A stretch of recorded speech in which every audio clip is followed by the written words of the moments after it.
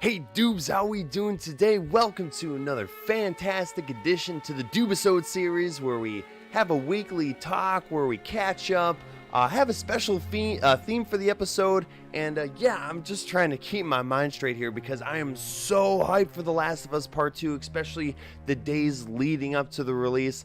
Finally, everything is working out. We're going to be picking up our Ellie edition, and we're going to be streaming the mess out of that. Hopefully tomorrow. Maybe some places are doing an early release. So, but we got everything open there. And I just want to say thank you so much for watching. We've had a lot of new friends and people join us. I just streamed the whole Last of Us. So you can watch the whole game in its entirety, start to finish, all cutscenes and everything, with Doob playing the game on the sticks there, so you can check that out on my pages and my channel.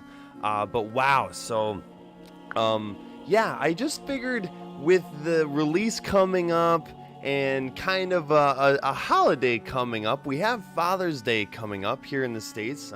You know, depending on where you're watching, we take a special day to honor thy father coming up this Sunday here, and I figured what better way to maybe kind of segue themes of games into a special holiday. I know everyone's family situation is different. Not all fathers really make the decisions when raising their children, or, you know, a lot of wrongs from, you know, the sins of our father. It's the classic saying where, you know, not everybody has the same situation. But for me, in this universe, in this dimension, I have a really great father, an amazing father. Yeah, sure, maybe he's not made always the right choice, and maybe taught me the, you know, not the best thing here and there, but you know, it's a growing and learning experience, and I wouldn't ask for any other dad in my life. He means the world to me. I wouldn't be where I am today. He's always cared. He's always put up with my bullshit. So I just want to take a moment to honor him. We're going to have a movie of the week here, and then we're going to, you know, get into the weekly, and then we'll just kind of talk about some Last of Us stuff here. So yeah, I don't want to drag these on too much, and to just give you guys a heads up, we are listening to the beautiful soundtrack of God of War 2018 in the background to honor thy fathers. I mean, who better father than Kratos? I mean, he hasn't had always the best history. I mean, sorry to say this, spoiler alert, he murdered his own family. He murdered his wife and his daughter, Calliope. It's such a tragic Greek tale, and it really holds true to that whole lore in the Greek mythology realm. But he's come a long way. He's in Norse mythology, exploring Jotunheim, and of course, he took on a new son, Atreus, with his new wife. And of course, you know, I'm not here to get into the story, but man, fathers have become a huge theme in even recent video games. I mean, and definitely other games as well. I mean, look at even Devil May Cry 5. Spoiler alert. We learned that Virgil is Nero's father, and there's going to be, I think, some really cool story moments going forward with that game series. I mean, God of War 2018, what more of a father figure video game theme than this game? I mean, you see it throughout the whole game, and Cory Barlog really took the time to, implement his experiences in this game, and I think it really shone through there. I'm not a father. I hope to be someday, but you know, we'll get to that bridge when we want to cross it there. I'm just taking my time. I'm just a small YouTuber here, but yeah, it's a great theme to have in games about, you know, what can we give to the next generation. So we're just listening to the God of War theme in the background a little bit here. And thank you all. And I just want to say, hope you're having a great day. Thank you for joining with me in this gaming journey that I've created here on Facebook and YouTube and Twitch. And I just want to really make sure I always give time to honor where honors are due here. But yeah, I don't want to keep straggling along. I know I can talk forever and just kind of keep talking without really saying anything here. So let's just keep moving on. So yeah, the movie of the week, DOOBISODE, every Wednesday. We have a movie of the week because, yeah, we love the game all the time, but sometimes you just got to sit back, relax, and just kind of watch something, even though there is plenty of cinematic games and things where you can do that.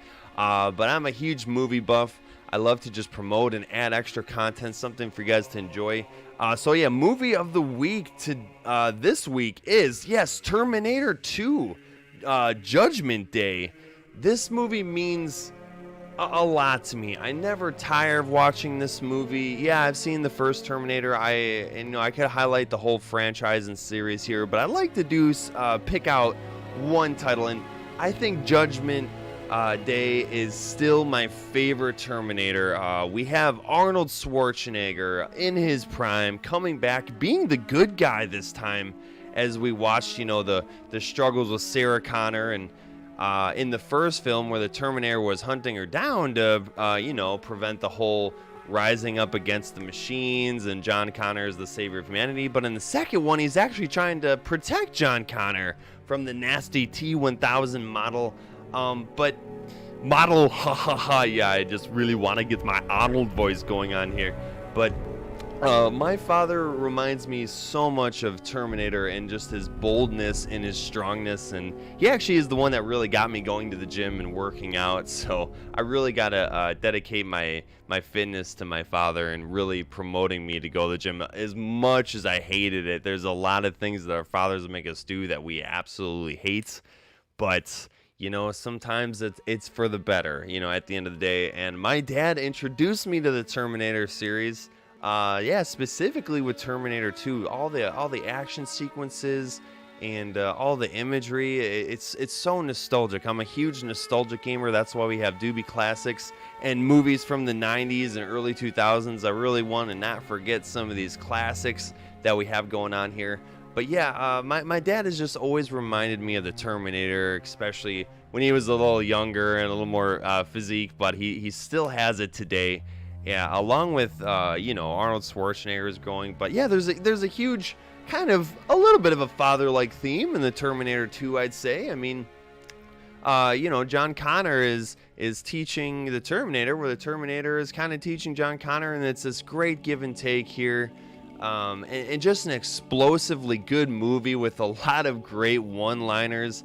And this is a movie that doesn't use a lot of CGI. Everything, they even flew a plane right under a bridge. A big no-no, not something that's regularly done. But James Cameron, yeah, of course, directed this. Hey, Jan, thank you so much for liking the stream here. But of course, with everything that happened in the movie, I just really wanted to come up with a good movie of the week that really honors thy father and what reminds me of my dad, and this is the perfect movie. I mean, I think we both share this. I mean, I could have done Austin Powers. Maybe that'll be for another time, but I just really think of someone powerful and strong and unmovable like a mountain, much like our heroic and strong-willed friend Arnold Schwarzenegger here.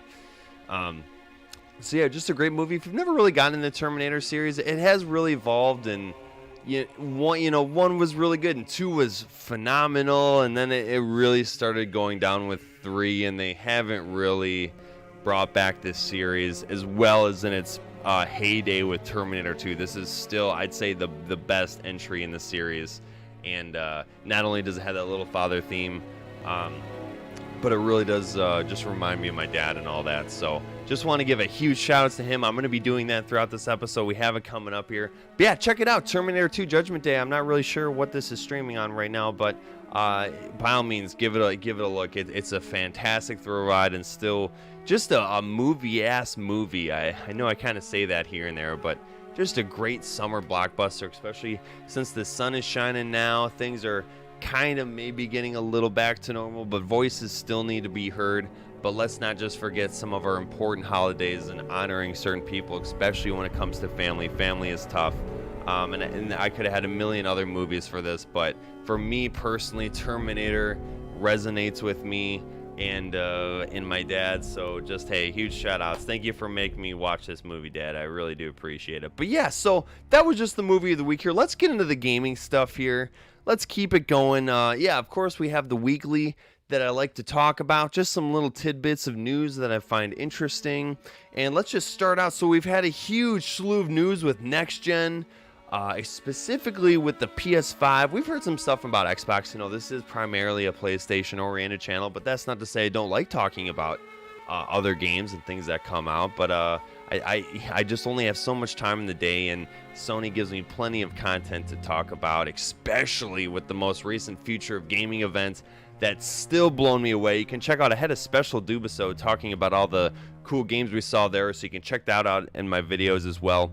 But yeah, so with next gen specifically, we've heard some rumblings about, you know, mostly audiences and gamers have just been thinking that next gen is going to be 60 frames per second for Ultra HDK gaming, and really that's still not going to be quite the case. I mean, there's a lot of additions here. We're going to be getting that faster frame rate and getting those quality visuals, but it seems that from it looks like one of the developers that have been crafting the PlayStation 5, not Mark Cerny, but more kind of an inside guy, he's saying that there's a lot of cheap 4K TVs out there, and I guess there's just some compatibility issues where you know, I don't think the developer of the PlayStation 5 is really trying to ho-hum people's you know, access to these really high quality TVs, but it seems to still be the issue where you're gonna need a really great 4K TV like a Samsung or maybe even a Sony branded one. You know, the TLCs and the Vizios are all right, but they say they have HDR, but they really don't have HDR10. I get, you know, that's still kind of a little bit of a thing to me. It's hard to really find the specs that you're looking for. They can just slap a sticker on the box and kind of integrate it, but there's still a lot of interminglings that go in with producing the quality content from the console to the TV here. And the developer just said people have a lot of cheap 4K TVs that still look great, but they still don't have the capabilities of running games at 60 frames per second at true 4K. And I'm not even gonna get into 8K. I mean, I'll get into a little bit here, but 8K 60 frames of gaming is still years away. I mean, just welcome to the, you know, the PC gaming realm. If you want to, and we're even seeing that in consoles a little bit, if you want more of a frame, if you want better frame rate in your games, then you're going to have to sacrifice some of the visuals, and if you want some better visuals, you're going to have to sacrifice that frame rate. That's still the way it's going to be for a while. I think when we get maybe mid-generation upgrade for next gen, maybe we'll start seeing some 60 FPS 4K frame footage. But it just seems like people have been complaining and they don't really get the point. What's the point of next gen if we're not getting the 60 FPS 4K gaming? But just bear with me, Doobs. We're gonna get it. Just give it time. We might have to wait for the mid-generational upgrade, much like we saw with the PS4 Pro and Xbox One X. And stuff like that, but it's just going to be a while before we really have this ultra HD smooth gameplay, and we kind of saw this. I guess we kind of been getting rumblings of this with Demon Souls. We've actually the remake, which I'm so excited for, and I'm just glad that's a real thing. The Demon Souls remake is actually gonna be a thing. Even if we didn't get a release date or anything, I wholeheartedly trust Blue Point Games. They've had amazing remakes, specifically with Shadow of the Colossus and a bunch of other things. Even Vicarious Visions is doing a great job. They're doing the Tony Hawk's Pro Skater 1 and 2 remake, by the way. But, you know, just let's leave it to the developers. And, yeah, with the Demon Souls thing, it just kind of sounds like we're still going to have to choose between progressive mode and the visuals mode here. So just keep a lookout on that. If you've been excited for next gen and you think you're gonna get, you know, the 60 FPS 4K gaming, God, that's just a tongue twister for me to say. Just give it a little bit. You know, we're still gonna be getting these awesome things in games like The Last of Us. Even the remaster, we just play that in the gameplay there. They actually do have 60 frames per second during gameplay, but then during the cutscenes, it goes back down to 30 frames per second to still have that filmic look. And actually, that's what the Sony developer said, is that developers are shooting more for the filmic look, especially with the cutscenes and the motion capture. 30 frames a second really gives you a certain look, a certain fidelity that just kind of doesn't transfer well when you have 60 frames. Maybe depending on what you're going for, you want that 60 frames, especially in the gameplay department. But and I guess in the cutscene department, I guess there's a filmic kind of filter that a 30 frames per second really does only offer And if you do look at, if you just Google or YouTube it, look at 30 frames versus 60 frames, and you'll see that it just kind of translates better, especially with motion blur and things that are moving really, really fast. So yeah, just wanted to tidbit up, but I'm really excited for next gen. I'm so glad Sony really hit it out of the park for me.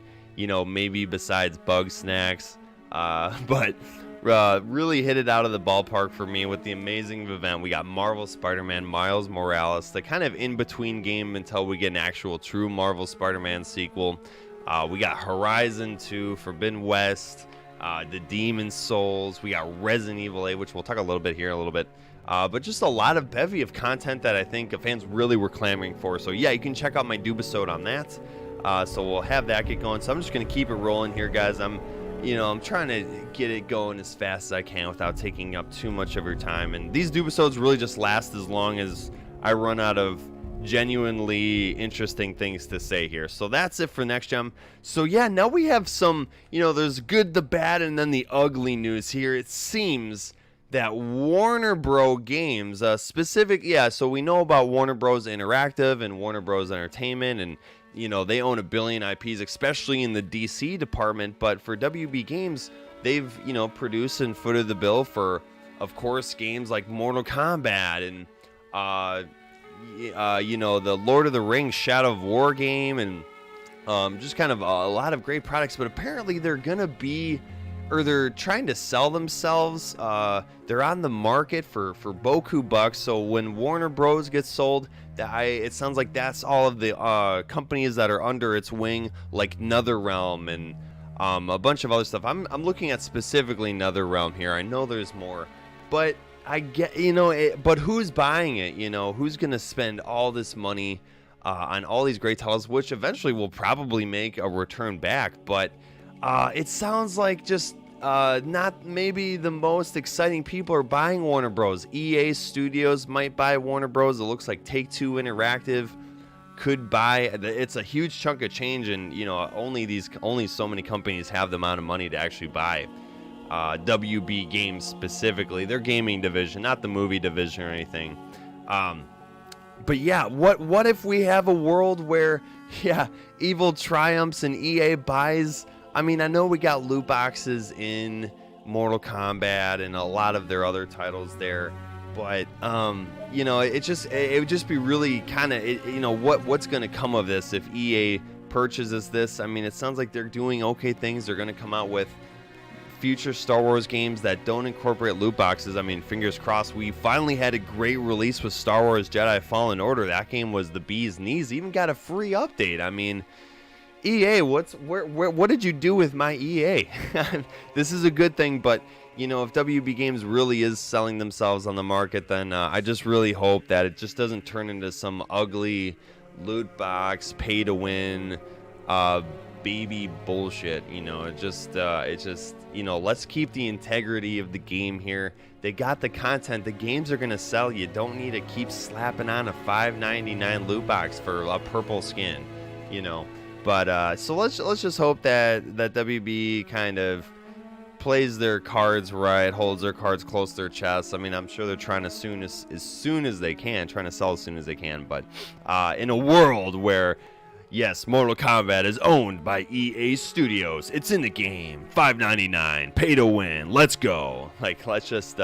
Let's be wary of that here, but it's really all about the voices of the community. I know there's plenty of things going on in the world where there's a strong voice, so we need to keep voicing our issues and our problems with the system. And I know there's, a lot of other systems we need stronger voices to be heard, but in a smaller gaming community, let's just try and craft the gaming world as best as we can here. Let's forego the loot boxes. I guess loot boxes are even being even more under further investigation, especially with EA, and they're really trying to hit home. I mean, this whole battle hasn't stopped. It's still very well in full swing. It's just kind of been, put a little bit on the back burner with everything else going on in the world. But it's still happening. You better watch out, EA. They're coming for you. They're gunning you down. This is the old Wild West. But yeah, just wanted to mention that. and just say that, you know, there's a lot of studios that are kind of being bought out by bigger companies. Of course, with PlayStation Studios, they bought Insomniac, where they're going to be a first party, and it seems like maybe they're buying other IPs from Konami. Not the companies, but specifically IPs like Silent Hill. We didn't get a Silent Hill game at the Future of Gaming event, but that's okay. They're just hey Luku, hey, thanks for joining, man. This is the Doobisode, where we just talk about gaming news and catch up, and I'm just gonna be talking to some Last of Us here, but hope you're having a great day, man. Thank you so much for joining. So just with the whole, you know, buying IPs and buying companies, it can get, you know, money talks. I hate to say it, but we live in a world where money talks, money speaks. And if EA buys WB Games and we get a monstrosity of pay-to-win Mortal Kombat, well, we're just going to have to let our voices be heard and speak up there. And but yeah, so it is kind of interesting to see this war we're getting with the whole next-gen thing, with Microsoft buying Obsidian and Ninja Theory, and Sony maybe spending a little bit more money to buy Insomniac and make those guys a first-party studio. Insomniac has got their work ahead of them, I tell you, with Ratchet & Clank Rift Apart. Looks amazing. Yes, 23 hours away. Let's go. Yeah, all the love going on there. So we're so close with that, and we'll talk about Last of Us here. But yeah, so I think that's really all I have to say about NetherRealm and WB and potentially EA buying. I have no idea why the message is repeating, but yeah, it's freaking out. Maybe that's just some weird YouTube stuff. But yeah, let's keep the excitement going here. So yeah, another game that we finally got a true announcement to was, yeah, Resident Evil 8 The Village. Yeah, dude, you're blowing up the screen, man. I really appreciate your love there. I really do, but I'm just gonna go ahead and just maybe do something here real quick with everything. Just need to get back on track here. All right. Really appreciate the love, Luku. He joined with me in my Last of Us playthrough.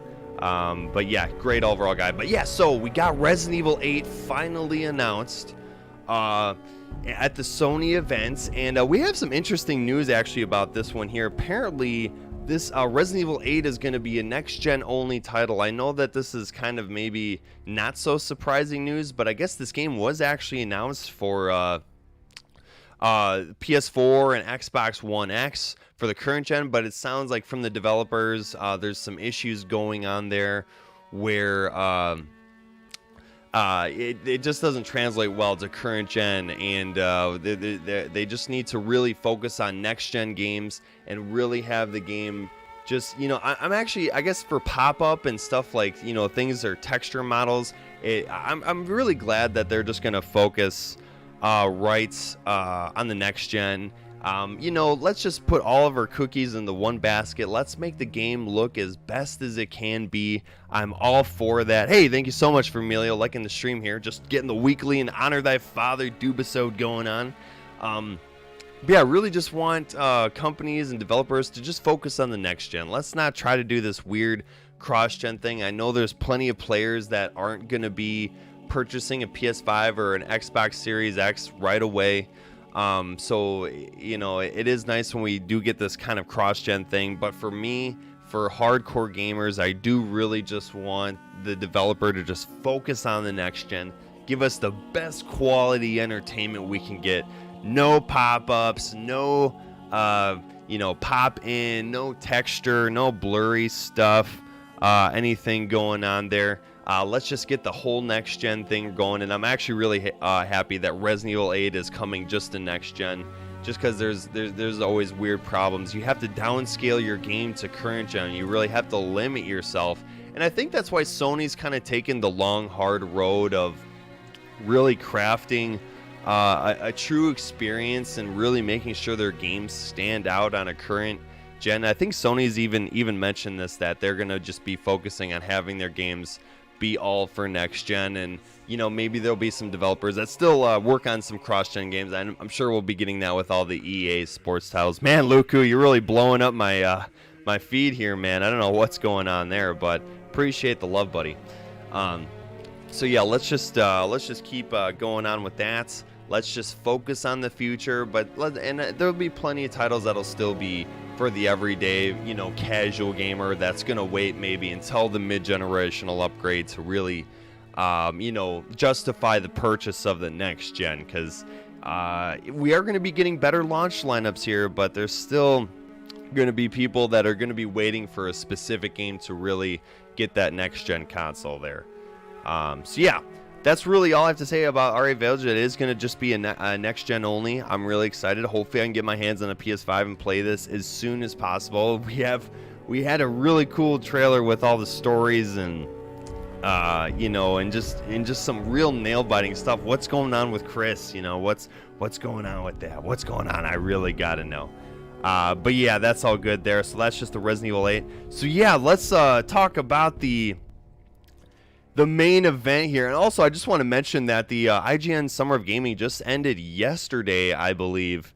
And they had some really cool tidbits of info. They had some really nice footage of upcoming games, and they really showed games that really do deserve more light. And that's kind of with kind of funny games. And Greg Miller, he really does represent a lot of the smaller community, and I really do appreciate people that give these lights to these games that don't deserve, or that do deserve the limelight a little bit more. We're always talking about the big titles like Spider-Man and Halos and what have you, but we really do got to honor the little guy a little bit, and that's what all this channel is about making sure, giving credit where credit is due. But yeah, I mean, really all IGN Summer of Gaming they didn't have too crazy announcements or anything. We did see a new Guilty Gear Strive character, and I guess that game has been pushed to 2021, but what are you gonna do there? Otherwise, so yeah, we have it just really made me excited for for SpongeBob Battle for Bikini Bottom Rehydrated, coming out on the 23rd actually this month. So I think I'll probably still be playing Last of Us Part 2 coming out Friday. Oh my god. But and also got me excited for the Destroy All Humans remake coming out next month sometime, I believe. And THQ, man, THQ Nordic, I think they're just called THQ Nordic. They've just been bringing back a lot of their old IPs and just remastering them, because they actually have their hands on a lot of very popular and successful IPs. I mean, I think both SpongeBob and Destroy All Humans both score in the low 80s as far as a Metacritic score, and I think people have been clamoring for remakes for some of these games for quite a long time, especially Destroy All Humans. I think Battle for Bikini Bottom is just kind of a dream project at this point for a lot of people, but it is actually coming, and I just want to give a huge shout out to the team at IGN to really make us feel like there still is an E3 going on here. We still get some gaming news shot right to our home at any screen of our choice, is kind of what they were saying. But it was fun watching the speedruns with Jesus There's Toast, watching the Bloodborne and the Resident Evil speedruns. It just made it such a really cool and fast event that was enjoyable watching there. So, yeah, and of course, Doobs, the whole point, honor thy father. The Last of Us Part 2 comes out this Friday. Hopefully tomorrow I'll be able to get my hands. I know you can pre-download this game. It's coming. It's almost here. I got the Ellie edition pre-ordered, and and as far as the father figure, this is just the whole theme of the episode. And Joel is really a father figure. I mean, to Ellie, and of course we know he was a father, and you can really see that replicated into the gameplay and into the storytelling that we've seen of how Joel slowly gets a new attachment and just cannot give up his love, his passion, and what do you sacrifice for the people we love. And Joel makes a huge sacrifice at the end of Last of Us Part 1. We know the story there. I'm not going to try and get too much. You can watch the whole playthrough that I have on my channel there. But wow, the last line, no huge boss battles, just a lie that's going to translate into the events leading up to The Last of Us Part 2 that we have going on. Very shortly, we're going to finally see Part 2 in action, and I guess there have been rumblings of a Part 3. I think this is just such a high money maker that Sony just won't drop this series. I think it's going to be really a title that's gonna just carry forward. And even if it takes another 7 years for the next title, hey, that's okay. Maybe we'll get a smaller thing, kind of like the Lost Legacy or Left Behind. Naughty Dog has actually been really on point with their DLCs and giving us awesome content. Lost Legacy was originally just going to be a DLC, but just kind of turned into its whole game, which I thought was great, and maybe I'll stream that for you guys at one point. But yeah, we just have a lot of cool little Last of Us tidbits. Apparently, this game has lifted the review embargo. We've been seeing plenty of reviews for The Last of Us Part 2. IGN did give it a 10 out of 10. Masterpiece status. It looks like it has, I think it's got a 95 or a 96 on Metacritic right now. There's really maybe just a few bugs that will probably be really flushed out when it's released to the public here. I'm sure there's been a lot of little nitpicky things with certain people reviewing the game. Man, I hope I get big enough to finally get my review copy. But yeah, this game is going to run at 1440p with a 30 FPS performance. I think there's going to be a performance mode. It seems like there's plenty of toggles and switches you can hit. A lot of accessibility issues, or not issues, a lot of accessibility options with The Last of Us Part 2. You can play this whole game through just audio, because there are some blind gamers that really do want to experience these amazing titles. And we did just get news reports that there is people who can't see very well are actually able to witness this game with just the sound of it. And I'm so happy, and my heart goes out to Naughty Dog for giving us these accessibility options and really pushing the whole gaming medium forward. Naughty Dog is leading the charge. I don't think there's definitely not a lot of games where you can play with just audio cues. I mean, hey, I'm kind of really excited to just kind of mess around and see how that really does work. But thank you, Naughty Dog. You've worked so hard and long on this game, and thank you for really giving us the time it deserves and allowing everyone to play. And there's a standalone multiplayer game rumor for The Last of Us Part 2. It was kind of sad when we got the announcement that it was just going to be a single player, but for me, that's kind of how I wish Resident Evil 3 Remake went. I really wish we just had a single player focused game. I love multiplayer and I like it, and I'll hop on. Especially the first Last of Us multiplayer was really good and a really interactive experience, how you could especially connect it with your Facebook and stuff like that. But I'm all for the single player. I just want a solid, polished experience, and I 100% think that's what we're getting here. So yeah, come out Friday, get your downloads ready, get your Mountain Dew. It's going to be a late couple nights coming up this weekend. Yeah, we'll be getting of course, get your day one patches. There's probably is going to be a performance mode. This is going to be the biggest game from Naughty Dog, of course. I don't think that's an understatement. We've actually gotten some really big areas, and I guess this game is going to be about 25 to 30 hours long on your first playthrough. So really great content there. I'm going to be trying to look at every little detail and every little falling leaf in this game. I'm going to take my time. I'm going to be streaming this game, so if you do want to hit like, share, subscribe, to know when I'm going live, to really see just the game. If you're not getting yourself, if you're kind of curious to see some of the gameplay, I'm just going to stream it and you can watch it there. But yeah, just be careful about I guess this game is just going to be running so loud and so fast. Just take breaks in between your gameplay sessions, because this game is going to be a powerhouse. I think the back of the box is 100 gigabytes and probably even more with the day one patches.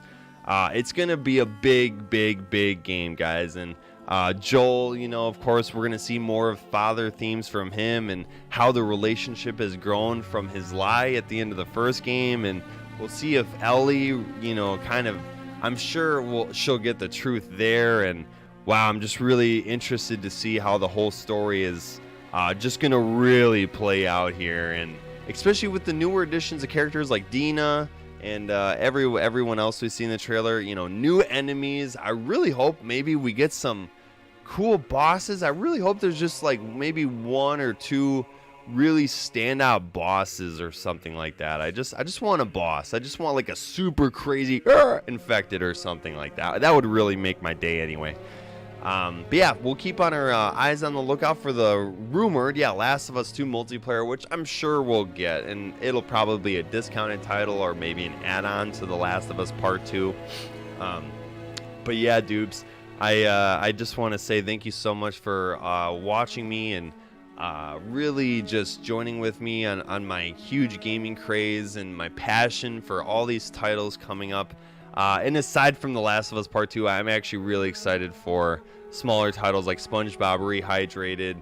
We've been spoiled. We've had some really cool little small games like Maneater come out this year. Of course, we had Final Fantasy and Resident Evil come out earlier. But man, just so many great titles, and we're only getting more. We're going to be getting Last of Us Part 2 here in a couple days.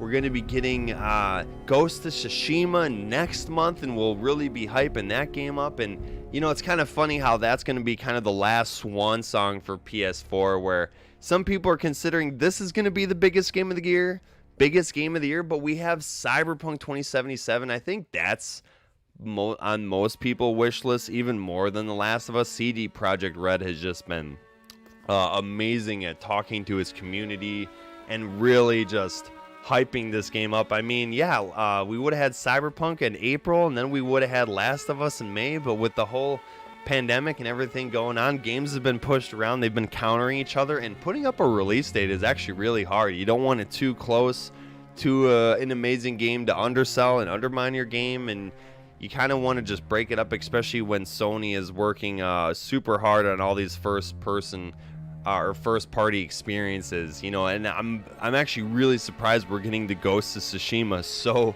early. But I'd say a month. Give it 2 months or, you know, along that time frame to really let your game breathe. And Sony doesn't want to, you know, double down, or they don't want to over cramp their games here. So thank you, Sony, and thank you, developers, for working so hard, especially in such crazy times. Thank you so much for the fathers that have raised us well and done their hardest to make sure that we got the needs we really got. I know everyone's family situation is different. Some fathers don't make the best decisions. Some have just not even given us a chance here. But, you know, maybe there is a father figure in your life that you really do look up to and that you really connect with, and you see them as your father figure. I mean, I do have a father that I'm really proud of, and I wouldn't change my dad for the world. He's done a great job raising me, but I do have other people that I see as father-like figures. So, you know, let me know in the comments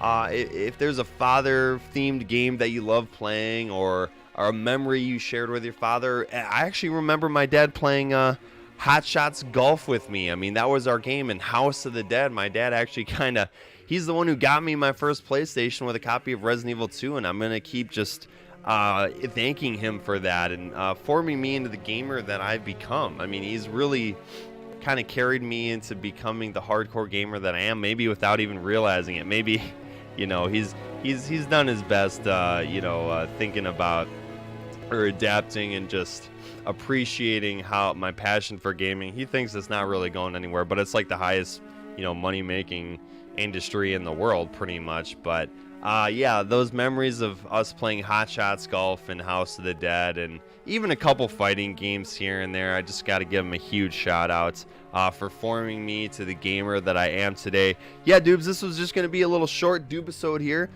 Just really hyping up The Last of Us, the few little tidbits, and Honor Thy Father episode. Usually I like to try and make these into an hour, but, let's just make it into, a standard anime time here. But thank you so much, Doobs and Doobettes. That's going to call it. We had some amazing soundtrack from the God of War theme going on in the background. And if you do have a dad, or if you do have a father figure, just make sure you give them all the love in the world and you appreciate them. Give them a phone call. Give them the time of day. This has been a lot of fun just hanging out with y'all. We got The Last of Us Part 2. Make sure you hit that bell, like, share, subscribe if you want to watch me play the game live. Otherwise, if you don't want spoilers, play it on your own time. Hope you have a great time playing the game. We're so close to it. I can just feel the Joel and Ellie blood flow through me, and it's going to be a great time, dudes and dudes. Well, I'm not going to take up any more of your time. Thank you so much for joining me on this episode of Doobisode, Honor Thy Father. Hope you're having a great day, and of course, we'll be right back.